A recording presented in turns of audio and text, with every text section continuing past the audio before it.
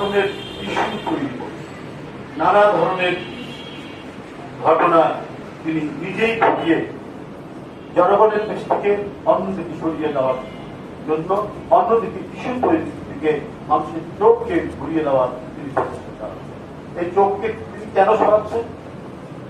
চোখকে এই জন্যই চালাচ্ছেন যে তার নিজের যে অপরাধ, তিনি যে কাজগুলো করছেন বাংলাদেশের স্বাধীনতা বিক্রি করে, অর্থাৎ বাংলাদেশের ভিতর দিয়ে রেল লাইন স্থাপন করে এবং আরো নানা ধরনের দেশ বিরোধী চুক্তি করে যে কাজগুলো করতে চান, সেই কাজগুলোর দিকে যাতে মানুষের চোখ না পড়ে, এই কারণে তিনি দেশের জনগণের চোখকে অন্যদিকে সরিয়ে দিচ্ছেন। তাই কখনো আমরা দেখেছি আজিজ তাণ্ডব, কখনো দেখছি বেনজির তাণ্ডব, কখনো দেখছি পিএসসির ড্রাইভারের তাণ্ডব, কখনো দেখছি রাজস্ব দপ্তরের ঊর্ধ্বতন কর্মকর্তা মতিউরের তাণ্ডব, কখনো দেখছি একজন সহকারী পিয়ন রাজস্ব দপ্তরে সাতক্ষীরা তার 100 কোটি টাকার কি বলে যে দুর্নীতির তাণ্ডব, একের পর এক কাণ্ড আমরা দেখি।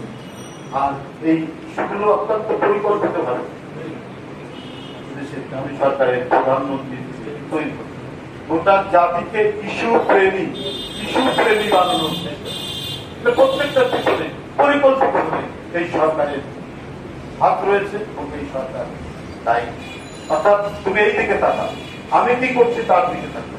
বেনজিররা যে এতদিন দুর্নীতি করছে, আজিজরা যে দুর্নীতি করছে, অত্যন্ত যে ঊর্ধ্বতন আপনার সরকারি কর্মকর্তারা যে দুর্নীতি করছে, কেউ 60 কোটি সর্বনিম্ন আর হাজার হাজার কোটি সর্বোচ্চ সীমা 1000 কোটি টাকা বা 1500 কোটি টাকা, তার চাই তো আপনি জানতেন না আপনি প্রধানমন্ত্রী এত কোটি টাকা লোপাট হচ্ছে, এত কোটি টাকা দুর্নীতি, তাহলে আপনার গোয়েন্দা বিভাগ কাছে যাবেন।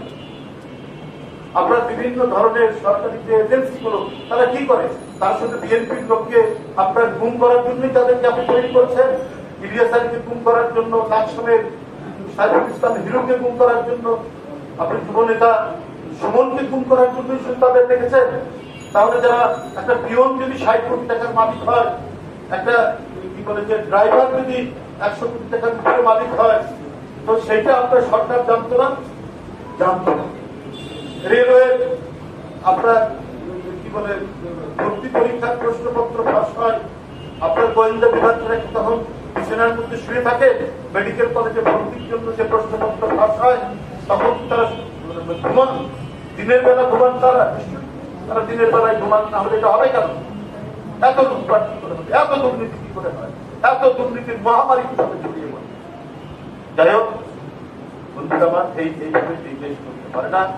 আমাদেরকে আমি তোমরা যারা প্রবল তাদেরকে আমার সাথে এই আহ্বান, আমাদেরকে সত্যের পক্ষে, আমাদেরকে ন্যায়ের পক্ষে